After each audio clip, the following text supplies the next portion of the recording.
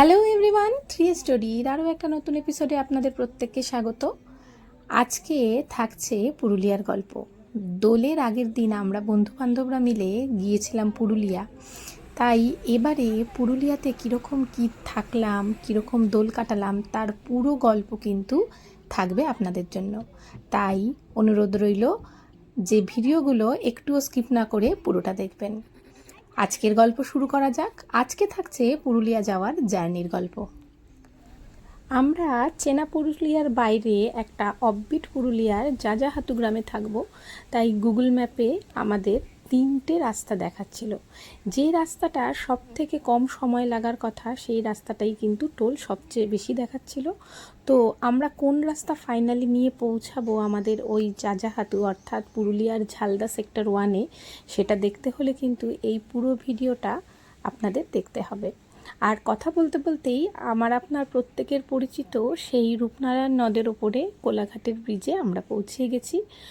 সূর্য তখন উদয় হয়ে গিয়ে প্রায় অনেকক্ষণ টাইমই হয়ে গেছে, আর ঘড়িতে সময় বলছে প্রায় 6:30। আমরা বাড়ি থেকে 4:30 নাগাদ বেরিয়ে প্রায় 2 ঘন্টা লেগে গেছে আমাদের কোলাঘাটে আসতে, কারণ সকালবেলা হলেও ট্রাকের জ্যামের জন্য বেশ কিছুটা বেগ কিন্তু আমাদের পেতে হয়েছে। আর আমরা কোলাঘাটে আমাদের সেই চেনা পরিচিত ইন্ডিয়ান হোটেলেই নেমেছি, যেখানে এর আগেও আমরা বহুবার এসেছি এবং আমাদের ফার্স্ট হল্ট এখানেই।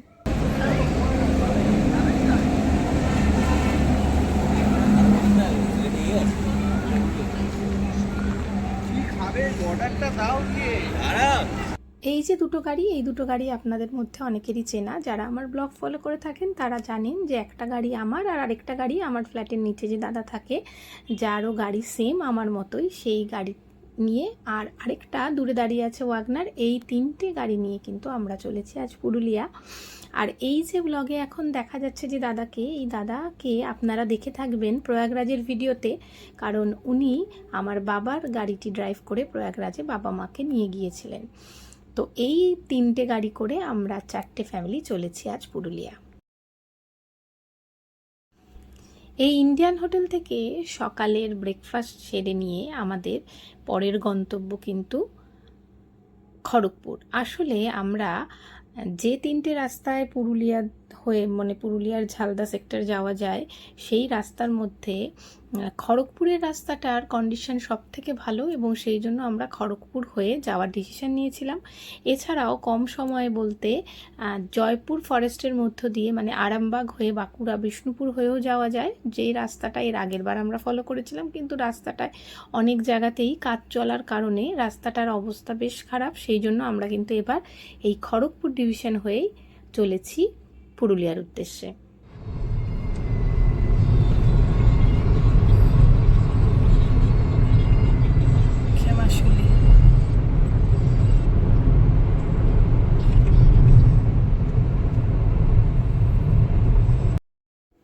পুরুলিয়া বলতেই আমাদের সবার প্রথম মাথায় আসে লাল মাটি, পাহাড়, আর এই দোলের সময়ে পুরুলিয়া কিন্তু আগুন রাঙা পুরুলিয়া অর্থাৎ পলাশের বাহার। পুরুলিয়া সমস্ত ঋতুতেই সুন্দর, কিন্তু গরমকালে পুরুলিয়াতে সব থেকে বেশি গরম থাকে। কিন্তু পুরুলিয়াতে এই দোলের সময়ের আবহাওয়া এতটাই মনোরম থাকে যে কলকাতা থেকে এবং কলকাতা ছাড়াও বিভিন্ন আমাদের পার্শ্ববর্তী রাজ্য থেকে বহু মানুষ কিন্তু পুরুলিয়াতে ভিড় জমান শুধুমাত্র এই পলাশরাঙা পুরুলিয়াকে দেখবেন বলে। আমরাও আগের বারে পলাশরাঙা পুরুলিয়া দেখিয়েছিলাম, তো সেই জন্য লোভ না সামলাতে পেরে এবছরও আবার চলেছি এই পলাশরাঙা পুরুলিয়াকে দেখব। এ এক অনন্য অনুভূতি, যা আপনাদের সাথে অবশ্যই পুরোটা শেয়ার করার চেষ্টা করব। আমরা কোথায় ছিলাম, তার কীরকম কী ট্যারিফ, বা আমরা কিভাবে ঘুরলাম, কি দেখলাম, সমস্ত কিছুই কিন্তু আগামী সমস্ত পর্বগুলোতে পরপর থাকবে। তাই আপনারা কিন্তু এই পুরুলিয়ার কোনো এপিসোডই মিস করবেন না। এই বলতে বলতে একটা টোল আমরা পার হচ্ছি। আমরা যে রাস্তা ধরে এগোচ্ছি সেই রাস্তাটায় আমাদের প্রায় অনেকগুলো টোল দিতে হচ্ছে। আসলে আমরা খড়গপুর হয়ে বেলপাহাড়ি রাস্তা ধরবো বলেই ঠিক করেছিলাম, কিন্তু মাঝে নেটওয়ার্কের ইস্যুর জন্য সেই বেলপাহাড়ির রাস্তা আমরা মিস করে গেছি। আর বেলপাহাড়ির রাস্তা মিস করে আমরা কিন্তু আরও একটা রাস্তায় পৌঁছে গেছি, যেই রাস্তাটার দুপাশের সৌন্দর্য কিন্তু বলে বোঝানো যাবে না, এতটাই সুন্দর। যারা গাড়ি চালাতে ভালোবাসেন বা গাড়ি চড়তে লং ড্রাইভে যেতে ভালোবাসেন, তাদের জন্য এই রাস্তা যেন স্বর্গ। এত সুন্দর দুপাশের সৌন্দর্য আর তার সাথে রাস্তার কন্ডিশন, তাই এই রাস্তা যতটাই ঘুরপথে নিয়ে যাক বা অনেক বেশি টোল লাগুক, তা সত্ত্বেও কিন্তু এই রাস্তায় গাড়ি চালানোর মজাটাই আলাদা। শুধু গাড়ি চালানো না, গাড়ি চড়ার মজাটাও কিন্তু বেশ আলাদা।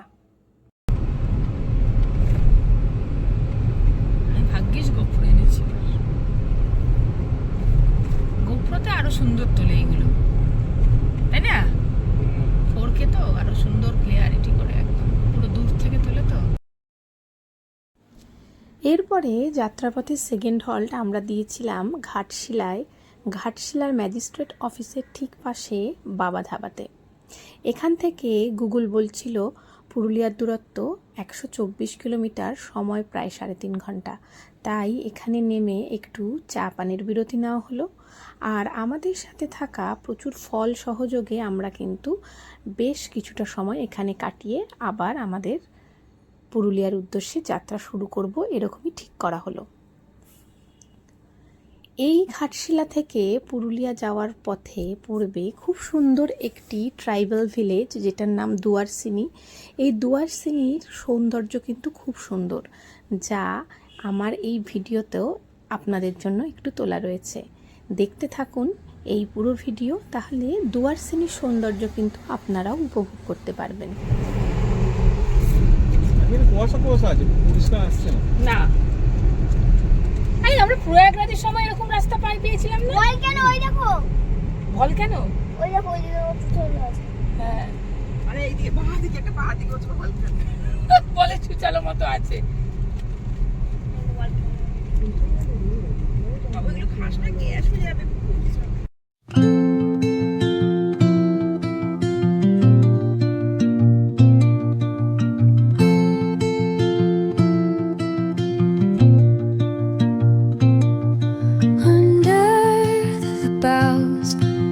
The shadows play, the wind hums songs at the break of day.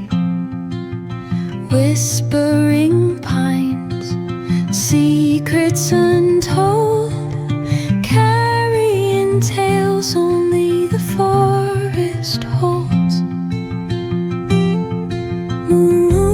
Moonlight spills the velvet dark, patterns leaving its mark.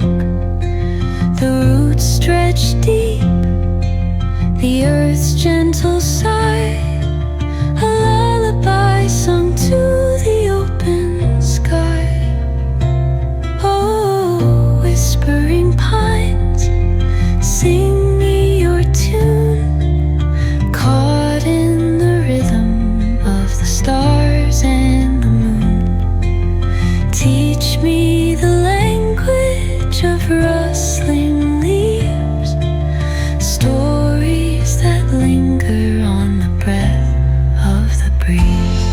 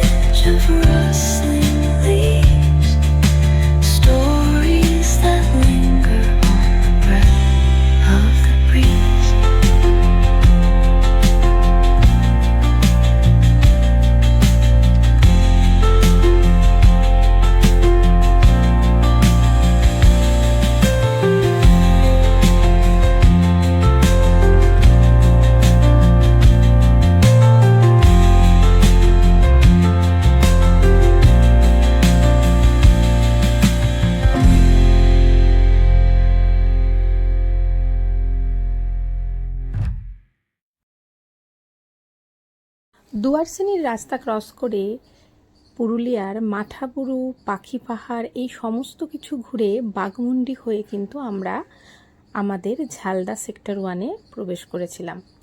রাস্তার সৌন্দর্য কিন্তু আমাদের এই এতটা যে এক্সট্রা জার্নি তার দুঃখ কষ্ট সবই ভুলিয়ে দিয়েছিল।